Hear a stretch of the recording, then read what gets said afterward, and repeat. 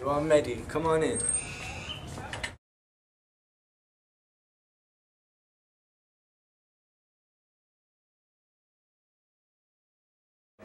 Yo, I'm Tino.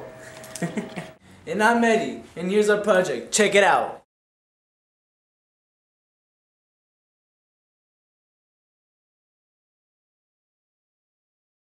Obama. Hello, I'm Ani Richards. I'm a teacher with the Clark County School District. Alright, my name is Alex.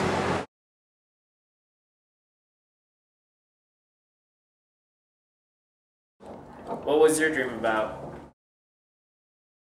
What do you think your dreams mean? How do you feel when you woke up? Think about it. Oh, let's see. It all started out as a normal day, like I would usually go to school. I wake up, comb my hair, put on some clothes, look fresh, and go to my car and then drive off to school. But this one time, I got in my car and I turned it on. And as soon as I turned it on, this creepy old man jumped in front of my car and asked me for change. So I rolled down the window and gave him 50 cents.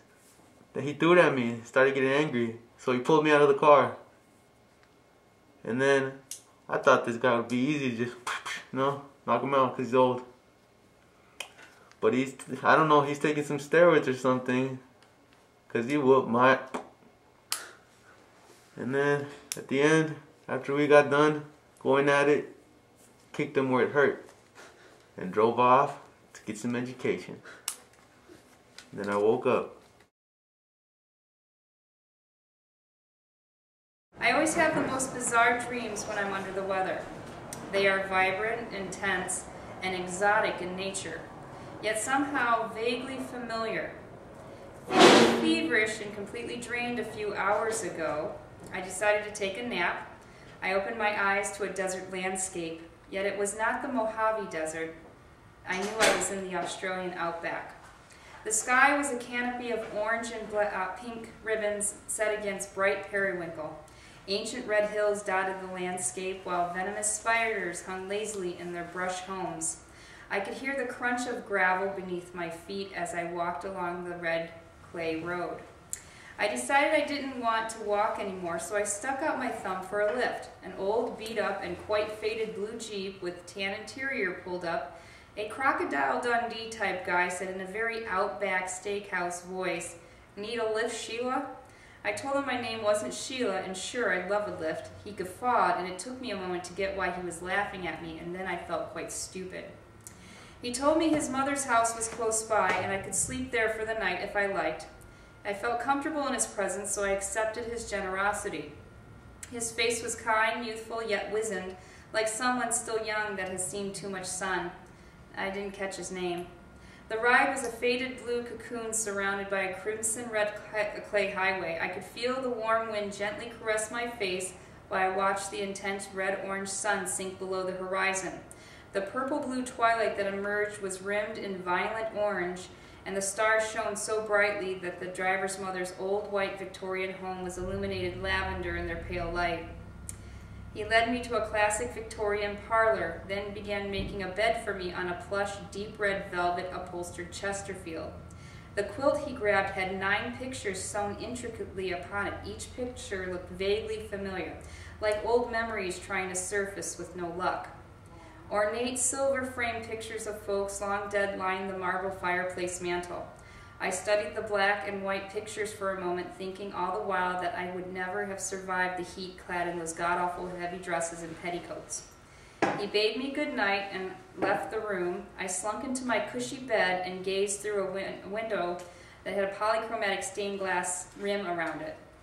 A thinly waning crescent moon hung just above the black hills in the distance, and I closed my eyes and opened them to see the dark outlines of my mundane Vegas bedroom. Left to ponder the strangely comforting dream, I decided to write all the details I could muster. I feel so much better, and I can breathe easily. Perhaps this Crocodile Dundee Outback Steakhouse guy was my guardian angel or spirit guide helping me get better. Feverish dreams can be healing. I'm going back to bed, and I hope I have another foray into such comfort again. Sweet dreams are rare for me. Good night, and sweet dreams to you.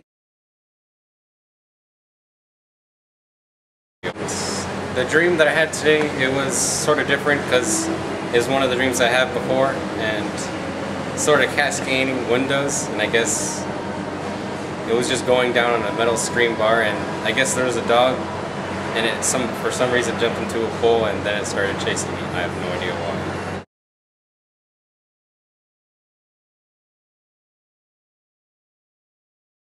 That maybe I have something in the past, something old, that's gonna come back to haunt me in the near future. I was really sick, and I had to lay down, and I had this crazy dream, and when I woke up I felt a lot better. So I think what caused that type of dream was I had such a fever that it just made my dream continuous. A lot of my dreams are very continuous like that.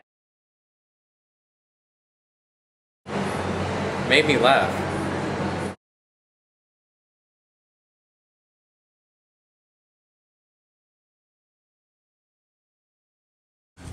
Now get out of here. Peace out.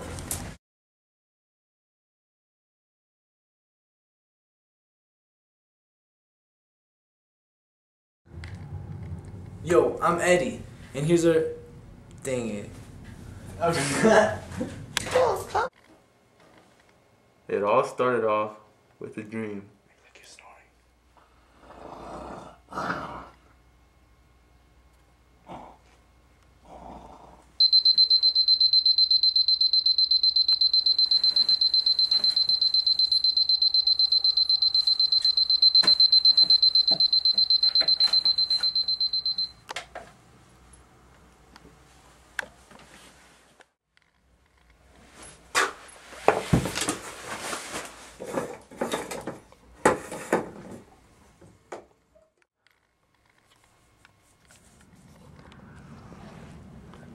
Did you push play?